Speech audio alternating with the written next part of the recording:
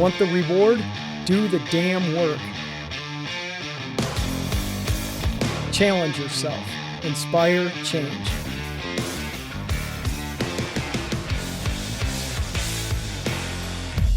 Choice, not luck.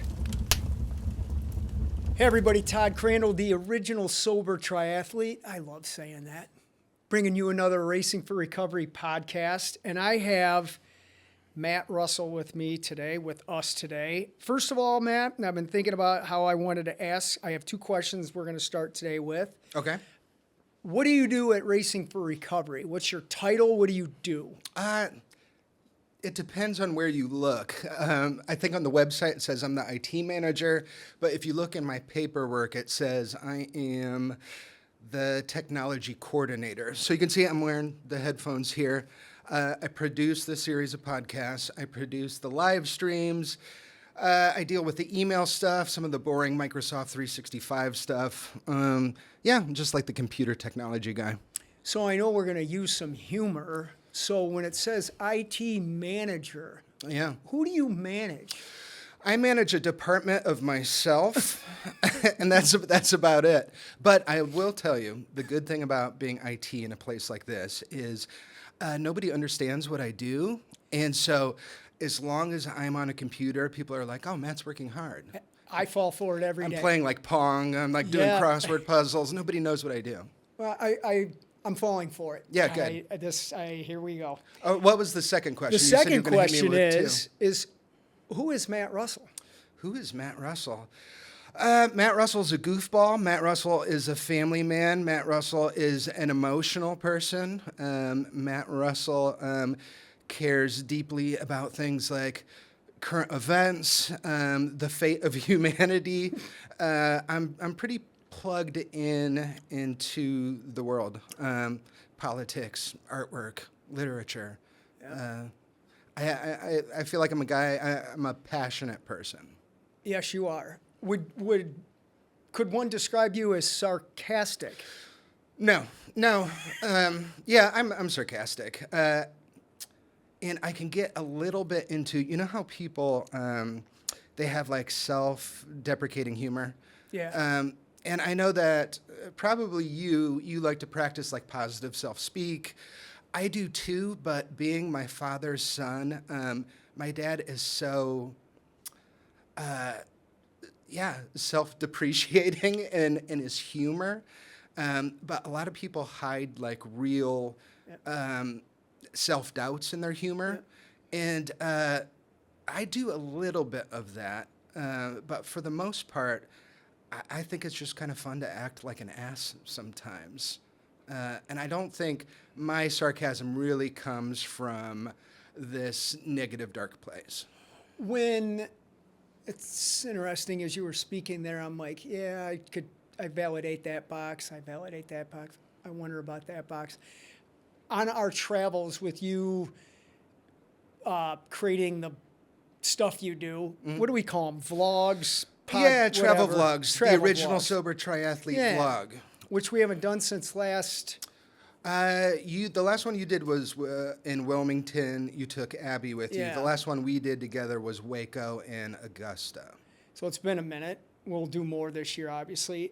With respect to the self-deprecating humor or whatever, you have shared some of that in our conversations on those excursions. Mm-hmm.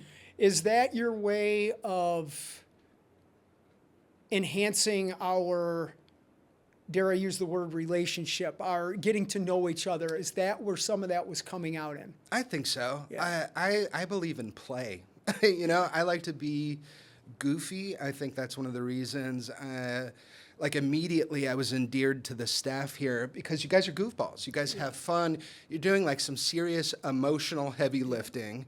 I won't go into details, obviously, but the hour before we just sat down here, you were running around. And you weren't running around doing personal errands. Yeah. You were doing heavy lifting for the emotional needs of other people. And on the travel vlogs, when we're traveling, when it's just you and I, we talked about some heavy stuff. Yeah. We talked about trials, tribulations. You are very forthcoming in public on video about things like suicidal ideation, trauma from your past, the suicide of your mom. But there's also things that I saw that Todd Crandall deals with that is not like public knowledge, you know? Such as? Some of the smaller battles that you deal with. Yeah, and I think humor is just, if you can't laugh at stuff, especially in sobriety. Yeah. When I talk about my past in addiction and alcoholism, now I can do it, I mean, really laughing. Is there a, I'm sorry, I'm remembering. Remember we were sitting in Augusta. Hurricane came through, wiped out the Iron Man. We were trying to have a decent conversation, and you said something to the effect of a question I asked you. You said, well, first of all, I really don't want to be here. I'll never forget that. Oh, God. Augusta was intense. The storm rolled through. We didn't have any internet connection. Nope. Your event was canceled, Yep. or your event, the Ironman Yep. was canceled.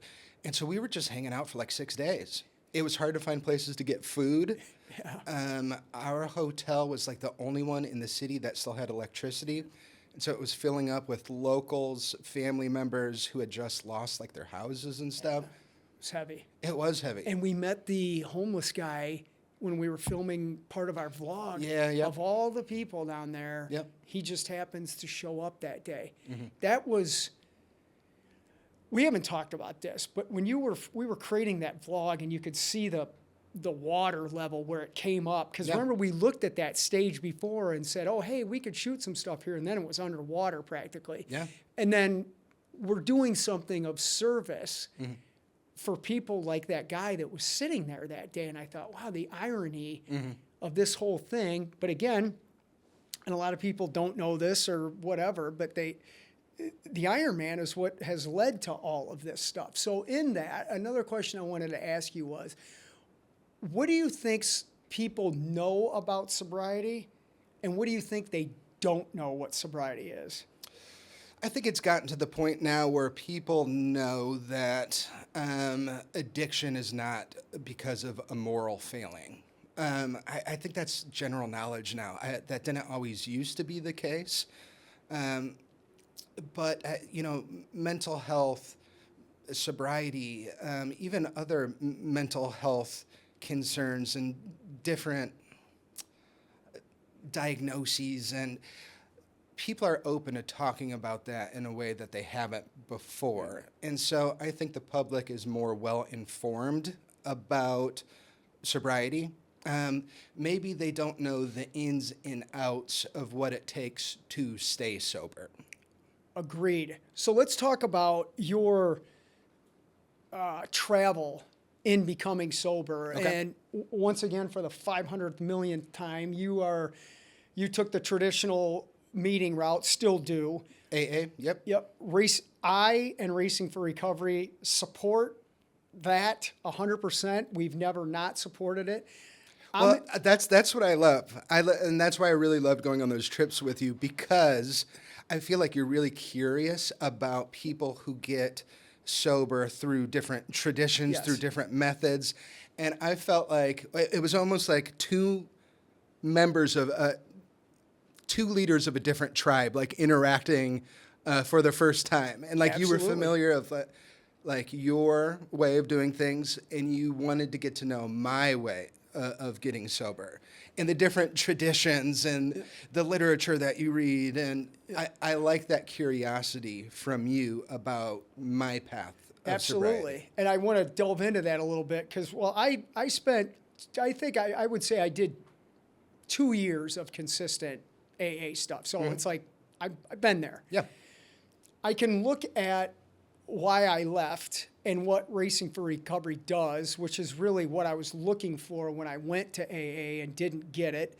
I've always said I think it's a great piece of pizza, but I wanted the whole pizza.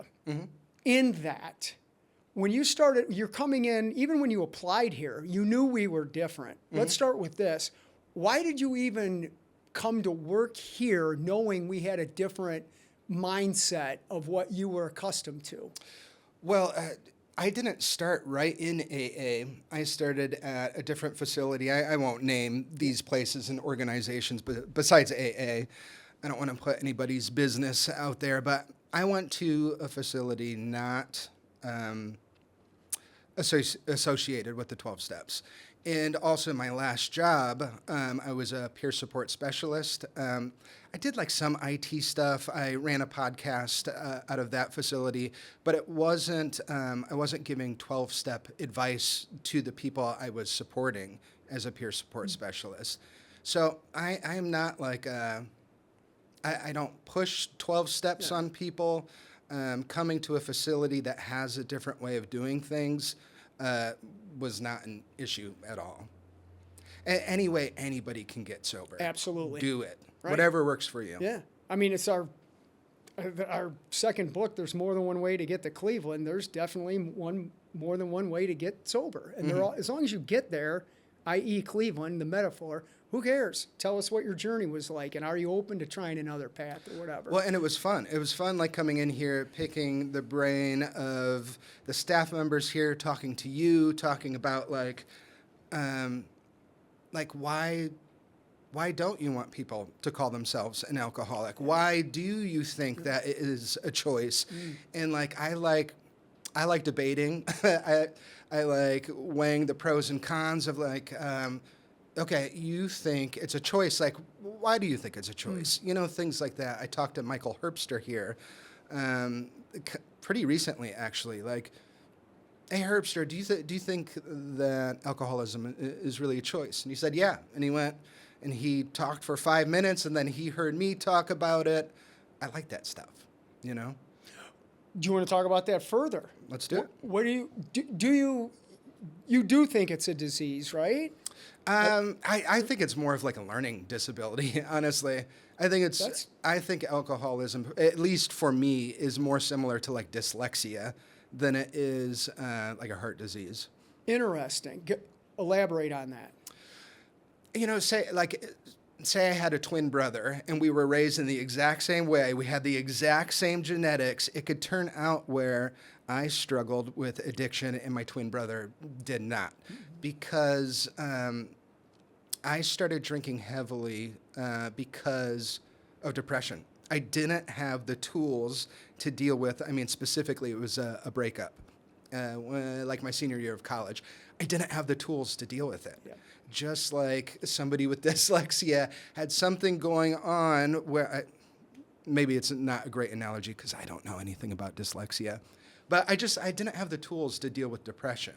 And so I relied on drinking and drugging. But my twin brother, who went through the exact same stuff, maybe didn't have addiction issues. Jumping around a little bit, it's all relative. Diagnosed with major depressive disorder at some point? Yeah.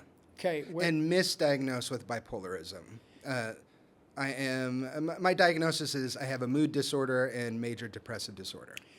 And I do want to say this. I am licensed to diagnose. I cannot prescribe, so we don't talk.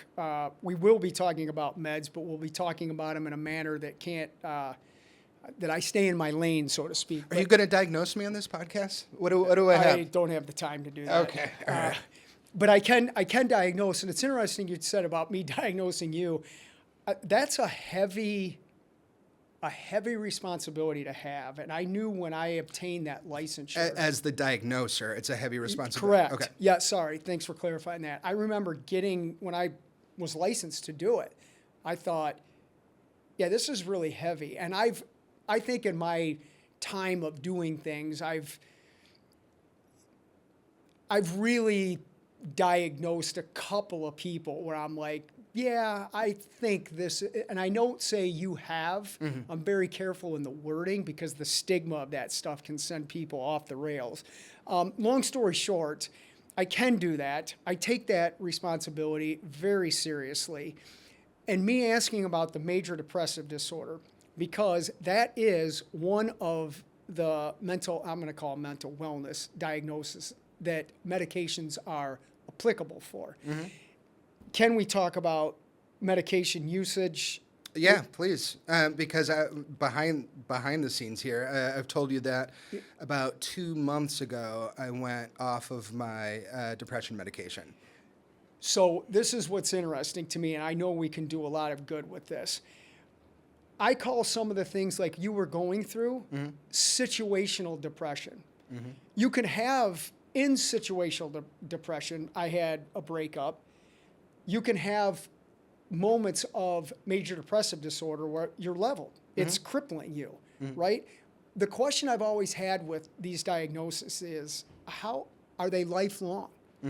You know, if somebody's put on meds here in 2012 or whatever, does that mean they've got to be on it for the rest of their life? And that seems to be a pattern. Like, you go into treatment, it's usually you're getting an anxiety medication, you're getting an antidepressant, and you're getting a sleep med. Yeah. But are there questions that are going into it? Well, are you drinking, which that's a depressant, which is going to cause depression. If you're smoking crack for 6 weeks in a row and you go in and get assessed, you're probably going to be anxious. Sure. So long story short, the question is, how have you evolved where you've looked at this as like, oh, yeah, this was a situational thing that I've learned how to control my dyslexia, as you were saying, that the meds aren't needed. Right. Well, so right off the bat, moving back home 8 years ago to get sober, to start my journey, I was diagnosed as being bipolar. And, you know, that diagnosis really kind of messed with me because I used it as like an excuse. Like, man, I'm struggling. My apartment is a wreck. My dishes are piling up. My trash is piling up. Oh, it's because I'm bipolar. You know, I'm struggling with this stuff because I'm bipolar. That's okay. And I think it kept me from, Matt, get your ass up, take the garbage out, do the dishes. But you know, I saw a psychiatrist for probably about a year, and they had diagnosed me as that.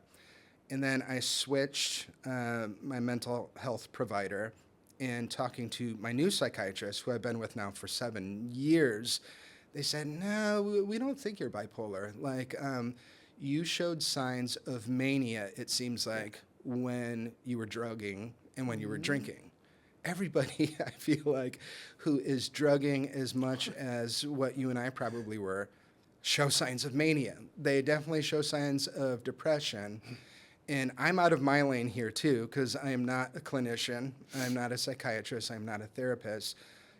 But the benefit of seeing the same psychiatrist for 7 years, you know, we got to a point where it's like, you know what, we don't think you need to be on this depression medication anymore. And we had a dialogue because we have a relationship that's been founded in years of sessions, you know. I do want to make this disclaimer too. I never tell people stop taking your meds. So sometimes my words get misconstrued when I'm speaking publicly, and I'm going to make sure that these words don't. We as an agency and I as a licensed clinician do not tell people, oh, just quit taking your meds and go for a run. We always refer back to the prescriber with a list of questions. Hey, how long?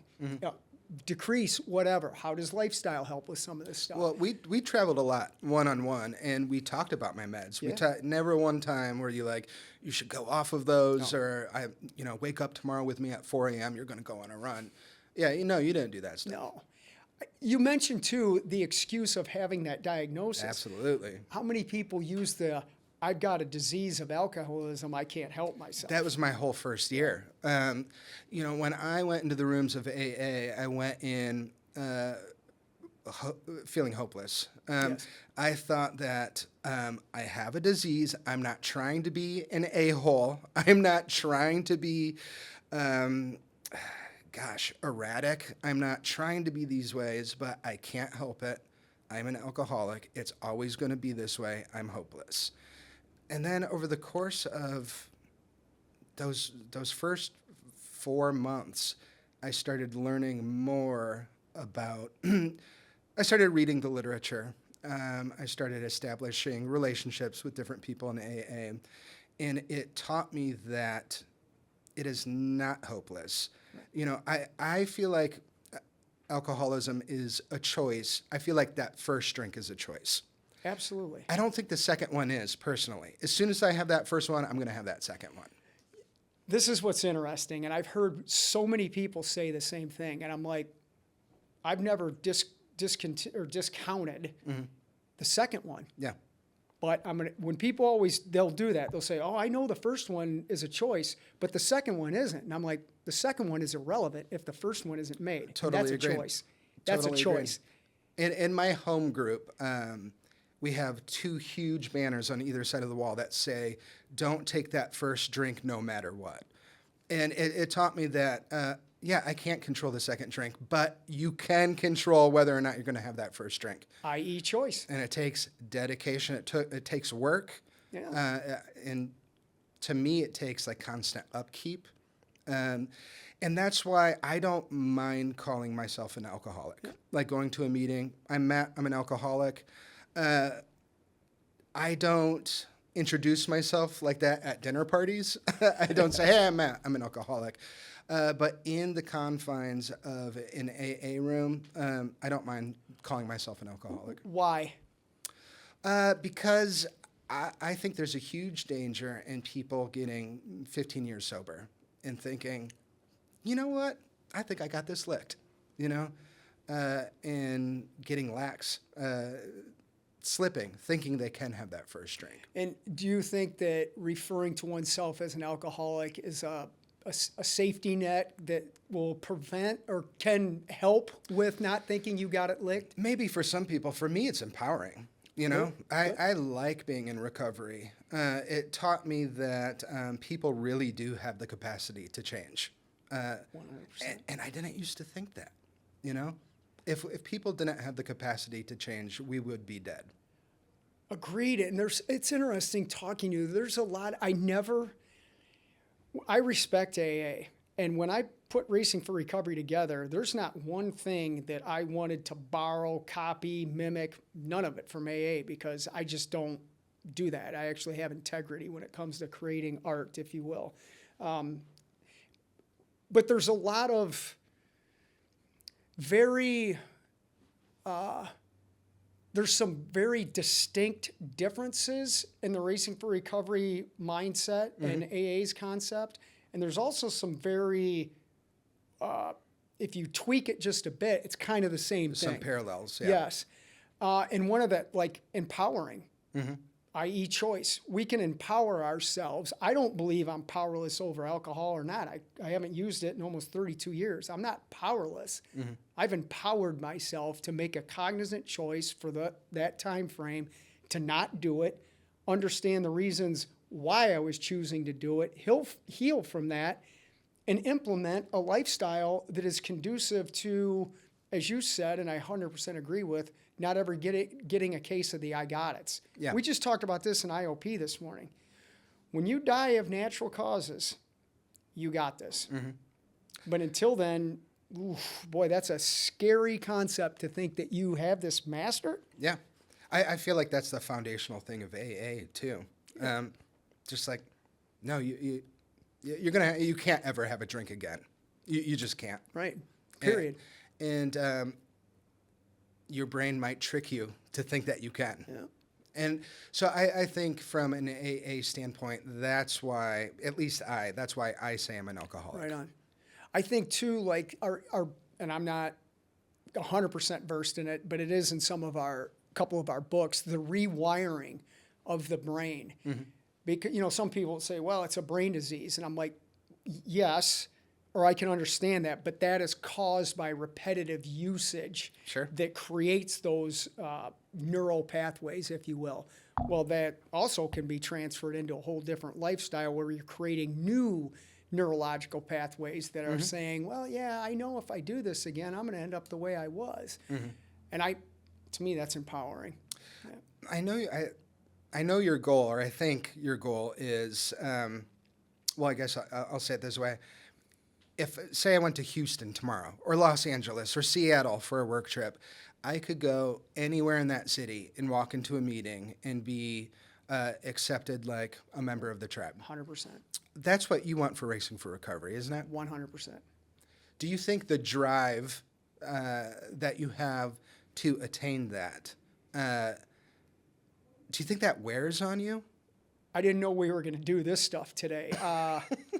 Wait, hold on. Before you answer that, I brought a gift for you. I know that sometimes when things get a little heavy, This ought to be good. one moment. I'm gifting you something of yours. Right before we started, I went into your office. I know that sometimes when you're talking about heavy stuff. Oh, God. All right, let's do it. Okay. Okay. Yeah, so Talk to me about your issues, Todd. now I can hide behind my... There you go, buddy. I put my safety goggles on. That drive that you have to get Racing for Recovery out there in the ether, so people who might struggle with the 12-step method have an alternative option. You want that so bad for people. Does that ruin the experience for you of having what you have right now because you want it to be bigger? I'm tired. Yeah. I'm tired. This is a heavy question. I love when I get new questions. No one's ever asked me this and that matter of fact before.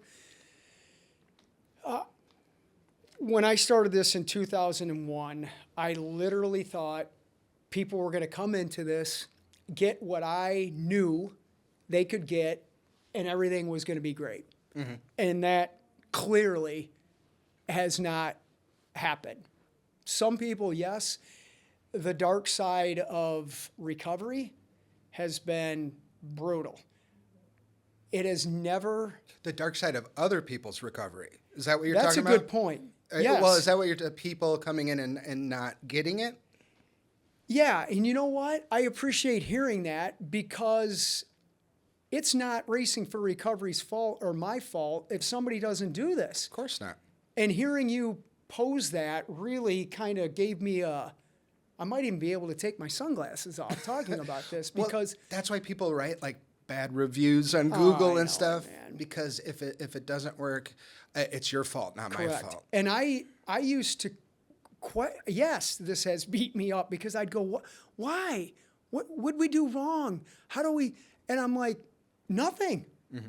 You know, if we're doing something wrong, look, I'm the first person to say, hey, how can we do something better? We ask our staff surveys, we ask clients. We constantly are in a mindset of how do we get better. Mm-hmm.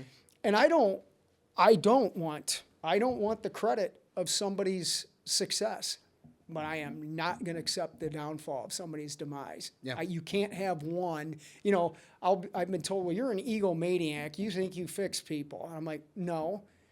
That means I can't be the fall guy for stuff that goes wrong. So do I want the world to hear about us? Yes. And has a good portion of the world and people all over the globe heard about us? Yes. And it's great. Mm-hmm.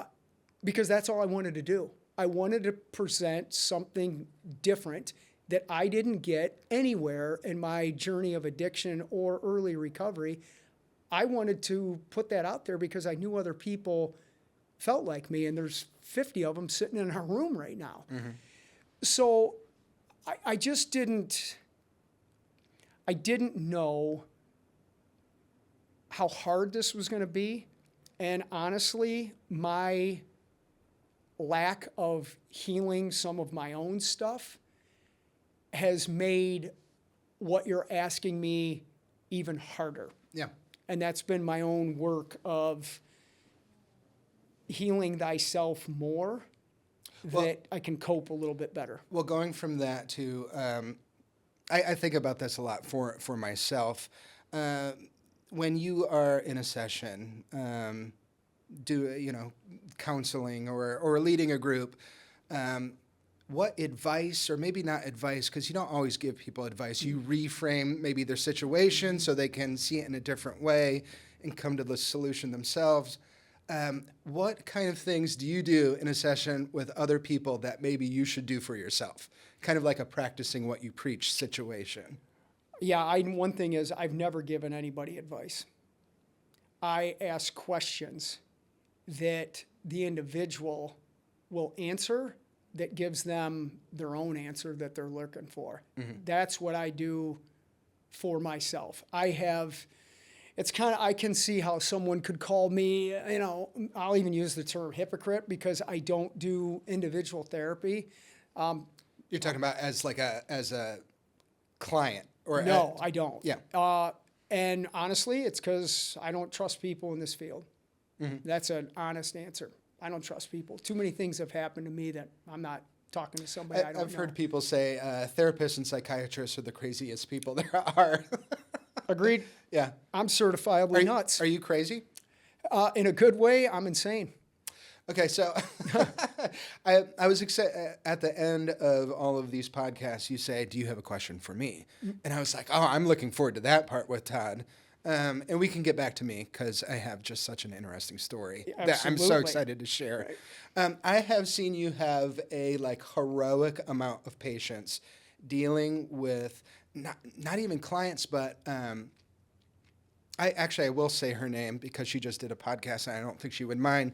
Lindsay, before she got here, was messaging you. She was familiar with your story through social media or maybe she saw you at a community event, but she would message you on Instagram or Facebook for months without ever really meeting you in person. And she said, Todd would always respond, even when I was out of my mind. When we were in Waco, Texas, I saw you on the phone with somebody who is not a client, somebody you don't know well, night after night calling you, and you would talk to him. I've seen you have such patience in that context.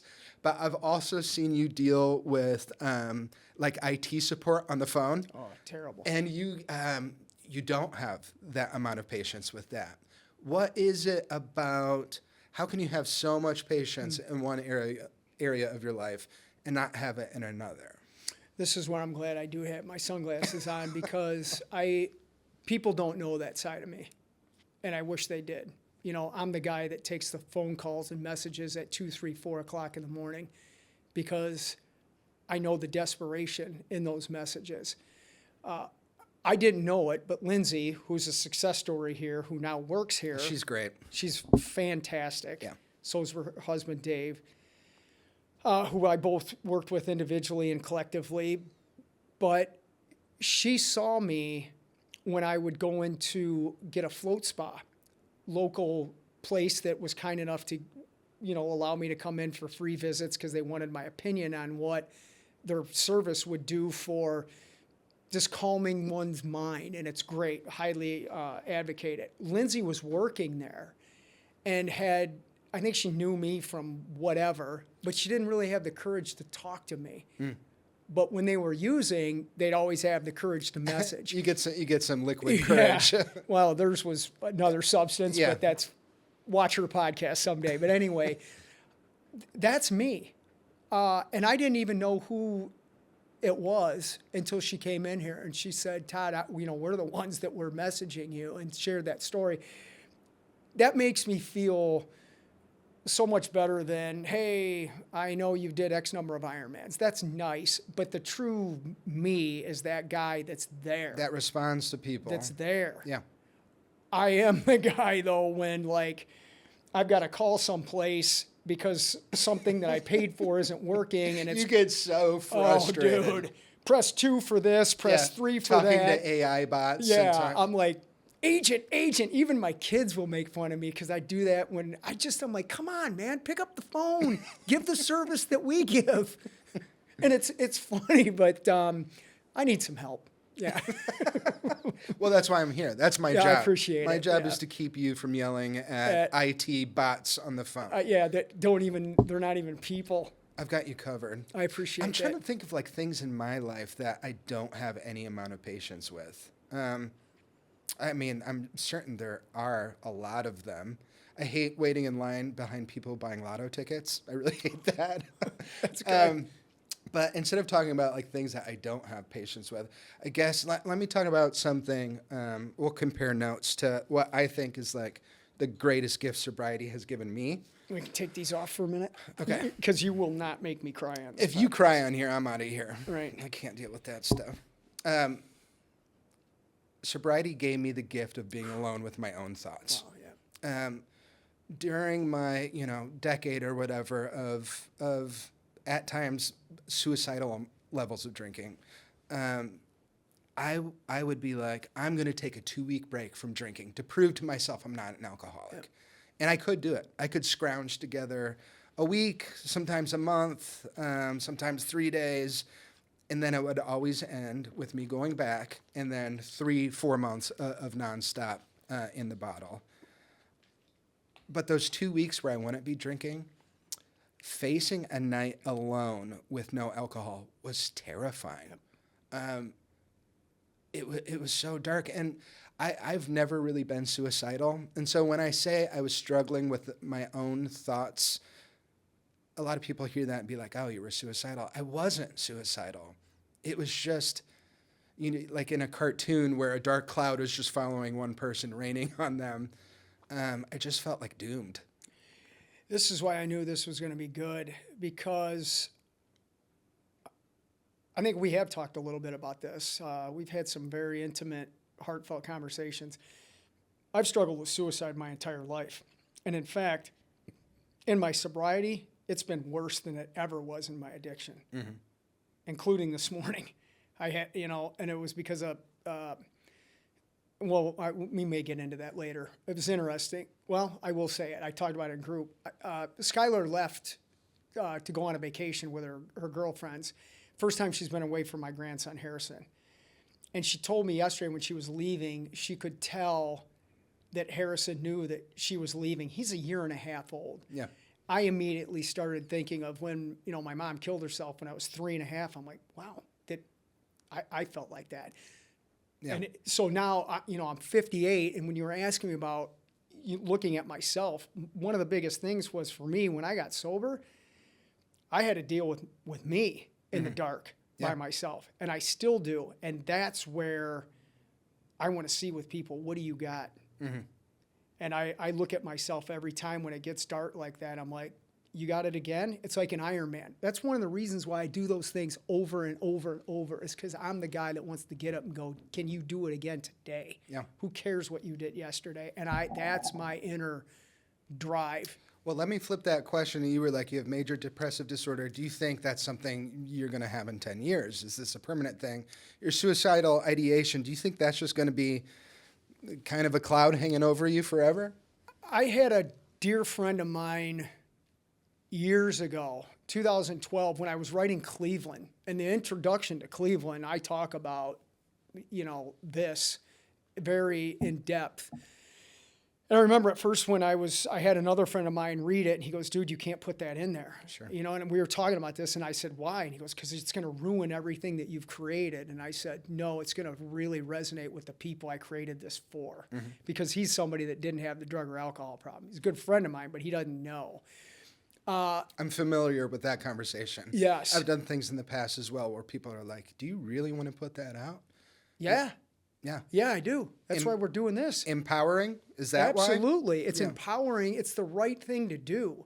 If you have something, if you've been given a gift, I'll only speak for me. I'm obligated to give this back. I didn't want to talk about this stuff again today, but we had a person in there who was going through it. And one of the things he said was, he goes, I appreciate the honesty of what this program is. So right away, I'm saying to myself, are you going to be honest and say how you felt this morning again? Or are you going to dance around it? And that's a lot of the work that I've had to do. Is it's like, yeah, man, I still struggle with this. And it makes me human, because a lot of times people look at me as like a thing, not even a human, right? But these are some of the things, when you're jacked up on whatever, you can't think accurately, but when you quit drinking, it gives you the opportunity to really look at self. And I think a lot of reasons why people go back, and that's a choice, is because they're not dealing with what is causing this in the first place. Addiction is not, oh, I'm hooked on crack. That's not addiction. Addiction is the unresolved trauma and our emotional struggles that we're smoking crack over. Once again, not discussed in treatment. And that's what makes us different. So for me, the thing that has kept me alive and sober, and I am going to say it, I don't like doing a lot, almost 32 years, is I just know 2 things. Don't use and don't hurt yourself. The rest of it's a victory. Yeah. But Those two, not the using. I've never thought of using, never, since I quit. But if I battled suicide, probably be more days than I haven't. Yeah. Well, I have 32 years and 1 month of sobriety. So you're better than me. basically is what I'm Right. saying. But do you think you're gonna have that for the rest of your life? Yes, I do. I've accepted that. That's what I wanted to say earlier. I was going through it, and a friend of mine said, maybe you just have to accept that this is a part of you. Changed my whole outlook on it. That is a part of me. Suicide is genetic just as much as addiction is. You know, in my mom, sorry, you know this, many people don't, but out of 4 kids in my mom's family, 3 of them killed themselves. And I had a family relative from her side of the family that called me and just it runs rampant. Suicide, addiction, self-harm. And somehow I've stopped that cycle of addiction, and so far I haven't off myself or whatever. And so you can beat it, but I think I'm going to have this the rest of my life. I don't necessarily think that's a bad thing anymore. It's a reminder, kind of like you referring to yourself as an alcoholic. Sure. When that stuff hits me, it's a reminder of, yeah, dude, this is pretty fragile, but you have the strength to overcome it again. The only, I guess, you know, I don't struggle with suicidal ideation. I do struggle in the past big time with panic attacks. And when I felt those sensations, because it's very physical, bubbling up and like feeling like my skull's being cracked open and somebody's just pouring adrenaline right into my brain, I have like 3-4 things. Like, oh, I'm feeling this way. I need to do these 3-4 things immediately to deal with this. And they are. Oh, that's just like rooting myself in the physical world. Look at that guitar. Describe in your mind the color of it, the shape of it. What do you think the texture feels like? Just anything to get out of here and get into here. Do you, like with that suicidal ideation, do you have like go-to methods? Like, oh, I'm feeling like this. Music and running for me. Like I said, I slept just over 3 hours last night. I was tired. I didn't want to do this today. But I start thinking, how do you want to spend your day today? Do you want to let a staff member down? Do you want to sit and just get into that negativity again? And I worked myself through that, and I'm like, get up and go. And I ran for 34 minutes and 52 seconds, and I'm here. And I was here because of what we were doing in group today, and I love doing what I'm doing right now. And that's what it takes to make it another day. Yeah. And I want people to understand that. They have the ability to do that in their own way. But you can't buy that. It doesn't come in a coin. It doesn't come in anything other than hard work and looking at self and being willing to do something with it. And I'm that guy. Music for me too. I don't think, if it weren't for music, I don't think I'd be a spiritual person. I've had so many experiences in my life where a song or even playing music, like just the hair on the back of my neck would stand up. Great. Just like boom. Like the heaven is just like beaming like pure, I don't know. It's like cathartic. How is it different for you playing clear-headed versus when you were banged up? Well, I played way more when I was banged up because that's what I did for a living. Honestly, yeah, I do play way less, but I listen to music way more. Yeah, I think in my life now, sober, I think I can appreciate art way more than what I could back when I was using. Because if I went to like an art opening or a musical performance, I would be in the audience like, what does this artist have? What can I commandeer from this artist to utilize in my own art? Because I want to be the one on stage. I want to be the one that people think are brilliant and talented, because it was all me. And it wasn't until I got sober that I can just purely enjoy for the sake of enjoying and not seeing me in it at all. I'm relating to the times I've had the pleasure of talking with Nikki Sixx from Motley Crue. You know, growing up when I was drinking, I looked at them one way. And now, particularly with him over the years, having some. Because he's sober? He's Correct? been sober over 20 years, whatever. You know, the conversations that we have are not about, dude, tell me what your favorite song is. It has nothing to do with his career. It has to do with the feelings behind why he was doing what he was and how great it is to not be doing that stuff anymore. Being spiritually fit, family, exercise. I'm like, gee, does that sound familiar? You know, and he's a big 12-step guy.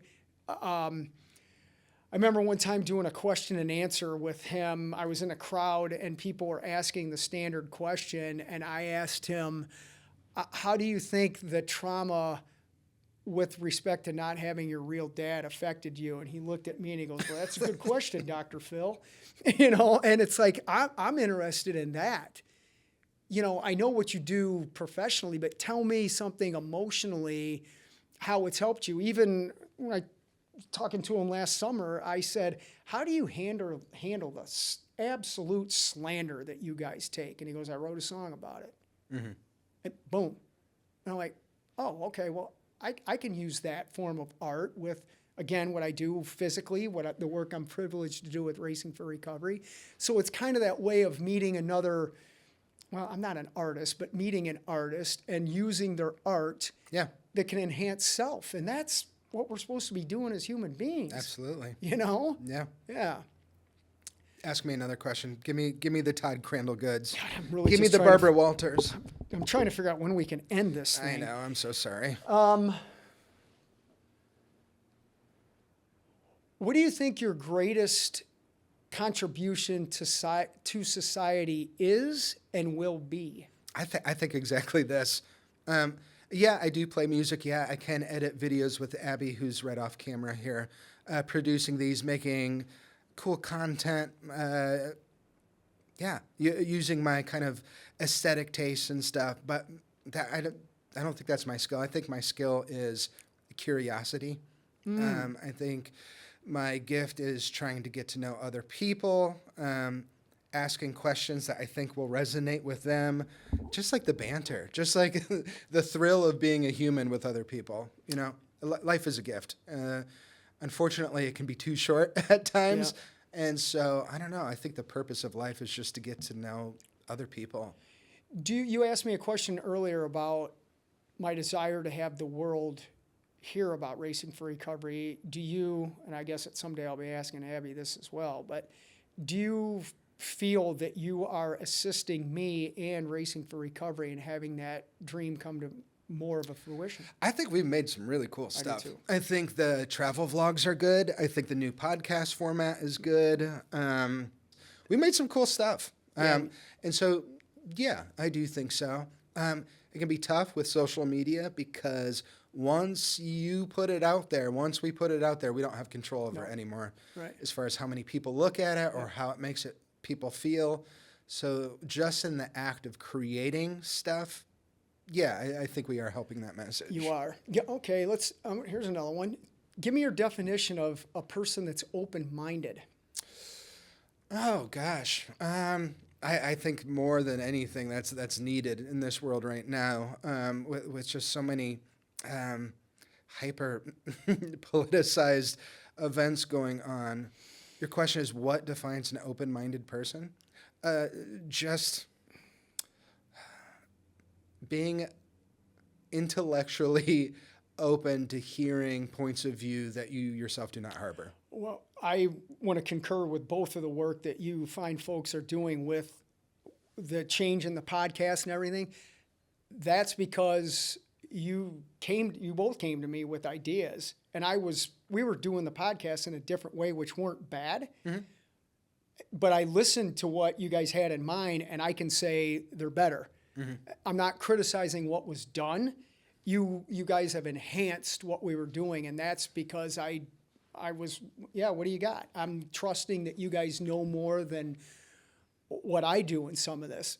I don't, that just brings me into something else that we may or may not get into, but if you're here we go with these titles. I don't like these either. But you're the boss. Yeah, you're the CEO, founder. I can't, founder.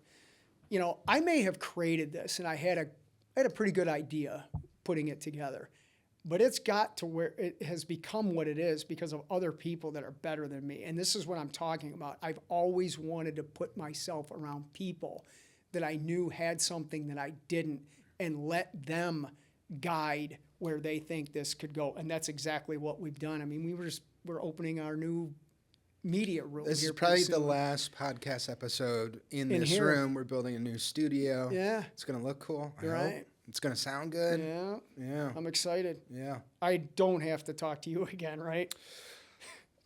No, I mean- maybe not. Okay, good.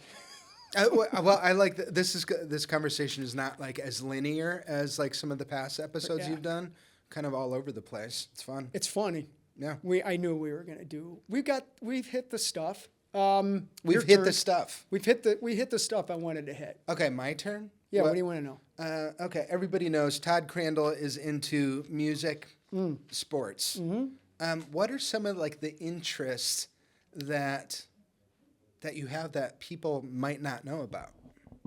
Like what we talked about music making the hair in the back of your neck stand up. Quantum physics. Yeah, I heard you say that you said that in a podcast like 3 episodes ago. Has your knowledge since then? Has it Expanded. Has it grown? Yeah. Should- Do you know more about it? Expounded? What word should I use? Expanded. Expound and expand on your knowledge of quantum physics compared to a month ago. I learned about the 8 levels of our energy. Like chakras? Yeah. Okay. But how that, and boy, this is relevant. First of all, academically, I had no self-esteem. So when quantum physics first got brought up to me, but Fox, my co-author, she showed me a book on quantum physics. Yep, put up there. So, We'll take that up on it. There we go. come on. Right there. I didn't do that, by the way. I knew that was going to make a cameo somehow. I got to put my glasses back on. Anyway, she's another brilliant mind, and she was talking about quantum physics with me about 4 years ago. Okay. She gave me a book to read. I ordered it. I read about 2 pages and was like, I'm not smart enough for this, and put it down. Well, I started picking things up, and I've read a few books on it. I'm fascinated with it because it aligns with what I think. I believe in a quantum physics mindset and didn't know that I actually believed in it. And it's just the power from within. But learning more about that, the energy storage and the different chakras and what each one does. And here's what I just learned the other day. When there's a blockage in any one of those, you're doomed. If there's going to be a blockage of those energy centers in Todd Crandall, where are they most likely? What part of the body? Like for me, if I had to guess, it would be my tummy chakra. Your tummy chakra? My tummy chakra. Well, from what I read, they start in the lower half. Our sexual area is where it starts. Okay. So I started thinking of how many horrific stories of sexual abuse I've heard. Sure.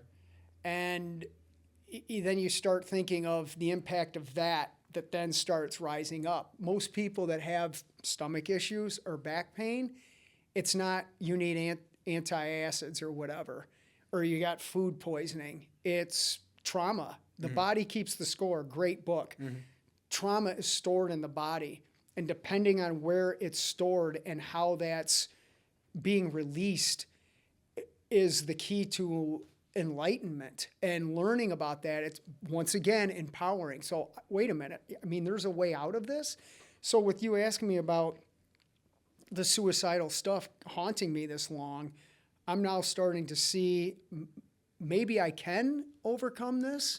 I certainly know I can overcome some other things that have been festering around in there, and it feels good to know that there's an answer, and now I get the opportunity to work at it. So that's a lot of what quantum physics means to me. Okay.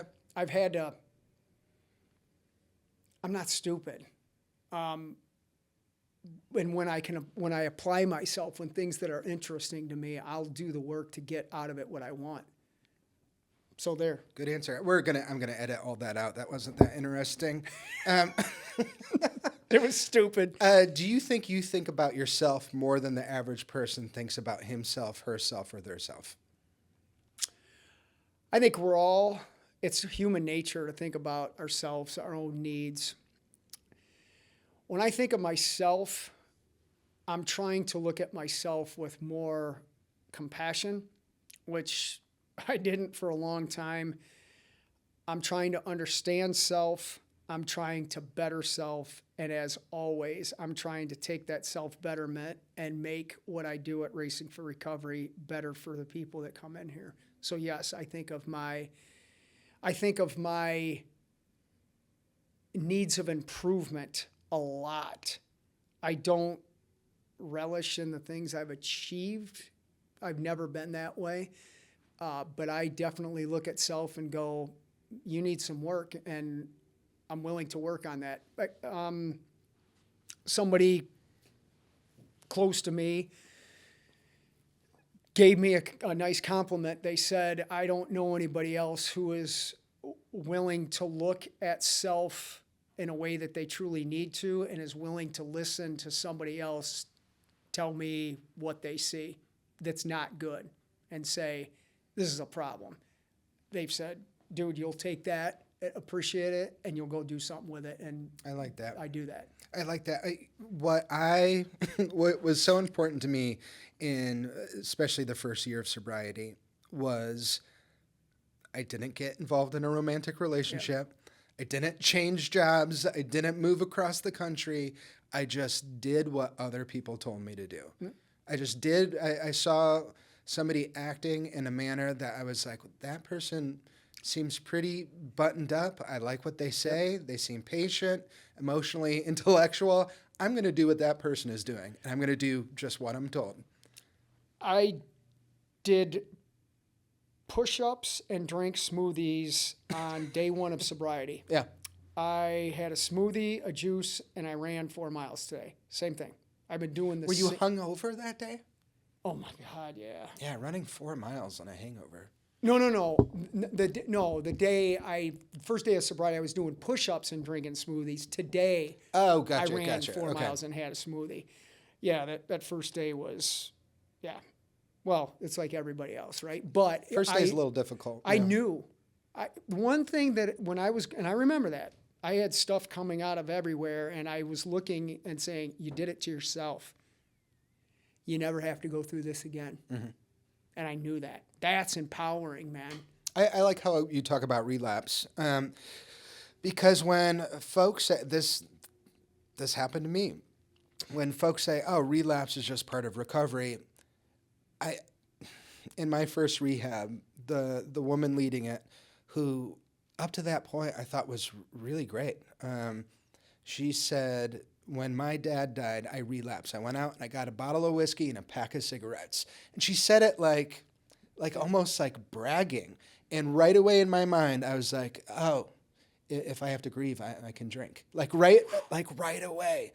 And so it kind of builds like this idea in people like, oh, I get a free one. I can go back out because that's part of. So I like what you say about relapse. But my story is different. I did relapse quite a bit. I can't stand that word. Mm-hmm. I cannot stand it. Because you don't like the concept of relapsing. No, it's a freaking choice. Mm-hmm. Do you think I want to? I don't want a mom coming in here and telling me, you told my son that relapse was part of recovery and he's dead right now? That's never going to happen. Mm-hmm. Never. I've never used that word. I can't believe people pay to get help and have somebody has some of the letters that I have the audacity mm-hmm. to tell somebody that. That is because I know what that means. Mm-hmm. You said it. I got one in me. Yeah. That's an excuse. Relapse, powerless, they're excuses. Well, there's like opposite sides of the spectrum to me, because you were like, the first day I knew I was never going to drink again. I didn't have that knowledge. Yeah. So you have, I'm never going to drink again. And then you have somebody like me who thought, I'm going to go to rehab. I'm going to go to the meetings. But Just like how some people get cancer and they beat it, some people get cancer and they die. I'm one of those die people. This is going to kill me. And that's what I had in my mind going into recovery. Okay. Well, you brought this up, and I think it was great about, you asked me if the suicidal stuff is going to constantly stay there. Mm-hmm. And I remember at first I said, yes, I think it's going to be there. Then I said, by the work I've been doing. Then you started talking about quantum physics. Correct. Yeah. You know, I started to see, and I'm pointing this out because I haven't drank for a long period of time. It's still given me an opportunity to be open-minded and do the work to maybe find an answer to that I don't have to do with that. That's different. I say it to people in here. There's two types of people that come in here. Ones that want it and ones that don't want it. They know they're gonna drink again. Mm-hmm. Cool. I can deal with that. Don't do it. Mm-hmm. Don't do it. Know you can empower yourself not to do it. And eventually, I think you get hooked up with us where you're like, I don't want to do it. Yeah. I can go out and get jacked up right now. I don't want to. There's a difference of not using and being a miserable jerk. Which happens a lot. Yeah. You were like, what don't people understand about sobriety? I should have said that too. It is totally possible to never have a drink for the rest of your life and still be a completely miserable son of a bitch. I did not. I saw that in a lot of the rooms. Mm-hmm. I saw unhealthy, miserable people that would say to me, do you want what I got? And my answer was, no, dude, I don't. I don't want a fraction of what you have. Mm-hmm. None of it. I want the antithesis of that. I got sober to not want to. I got sober for a couple reasons. One, I wanted to understand why I hated myself so much. Why? Two, I wanted to go out and kick ass in life. That's what quitting drugs was about, not being miserable, Do you think you're unique in that, though? No. Day one, you were like, I have a goal. I have a mission. I'm going to do something. I had no idea what it was, but I knew I was going to do something other than what I was doing. Mm-hmm. And it's a great reel that you put together when I said I got a gift. Mm-hmm. I did. I got a gift that day. It said, you're done. You're going to go do something. Cool. But I used it. It's like, right? I just heard a quote. I actually think it was from Picasso. He said, inspiration does strike, but it better find me while working. That's a dope quote. That's interesting. Yeah. Yep. But you have to be, it's like a musician or a writer. You know, I've heard people talk about, I gotta get in the mindset. I gotta put myself in a place where writing is gonna come out of me. Right. Here's an idea. Don't sit in the bar. Right? Quit drinking. Mm-hmm. I can't stand what alcohol's done to me. Then quit drinking, dude. Mm-hmm. It's not rocket science. God, I can tell I'm getting passionate with this because it's so frustrating to watch people suffer. They don't have to suffer. Nobody has to die from this again. Mm-hmm. I heard it again the other day. Well, some of us have to die so some of us can live. No. They were saying that in a meeting? Yeah, it was brought up in one of our groups. Okay. And because that's told to us. Well, some of us aren't going to make it, and I'm like. That's 100% what I thought. I really did. And I know that's not true now. Yeah. And I go back to what we were talking about. If you want to use, even if you want to kill yourself, which I still struggle with that, don't do it. Mm-hmm. What do you need to not do that today? Then you won. Mm-hmm. If you don't drink and you didn't hurt yourself, you won the day. Be grateful, get up, do it again tomorrow. Mm-hmm. That's how you put time together. I've heard people, when you're talking about, I think you said this about having years of sobriety, and why do people go back and choose to drink again? It's unresolved trauma, man. They're not changing anything. Mm-hmm. They talk about it. You got to change everything in your life, but I'm like, you still work at the job you hate. You're probably still in the same crappy marriage you didn't want to get into in the first place. You're unhealthy. Have you changed anything other than not drinking? I like that. I like getting sober. Another thing that it equipped me with was the feeling like I was in control of my own destiny. Yes. Like I'm miserable at a job. Look for more work. You're in an unhappy relationship. Get out of it or work on it. And I feel like that now. There's so many people who go through this world complaining about their situation in life, just completely clueless that they're in control of it. Right. And that's another gift that sobriety gave me. So why haven't you done an Ironman? Because that's the key to being sober. That's the key to being sober? Oh my gosh. I would have a heart attack at the end of the swim probably if I did it right now. How you've been to several of them with me. Mm-hmm. How have they helped you in any capacity? They feel like support groups to me, the actual raise.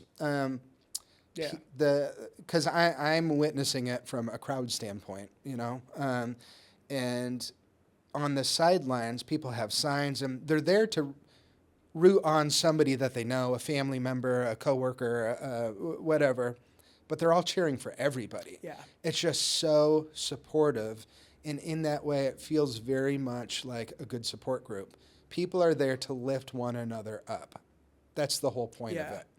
And anytime you can spend, the more time you spend in those situations, the better off you're going to be. Do you feel ashamed of yourself for when I come running by and you tell me how terrible I am at them? Does that bother you? I have never told you that one time. I tell you that in the hotel room later on, but it's for different reasons. Right. What do you think has been the funniest moment that we've had together on our excursions? The funniest moment we've had together on our excursions. Because we do endorse laughter here. We do. Maybe not the funniest, but for the people who don't know, ladies and gentlemen, when Todd was in Waco, Texas, doing his Ironman, he fell in love with a stray cat out there. And he was going back and forth constantly about, do I take this thing home? Is it actually a stray cat? It seems well taken care of. Does it belong? We were going and knocking on doors in the neighborhood. Todd was asking people, do you know who this cat is? Is this a stray cat? Nobody knew. That was really cute. You were making calls back home. You were like, should I set up? Like, do I crate this animal and bring it back on the plane? That was an endearing moment. I just told you the other day I want to go back and find that cat. I do. Hey, he was a cutie.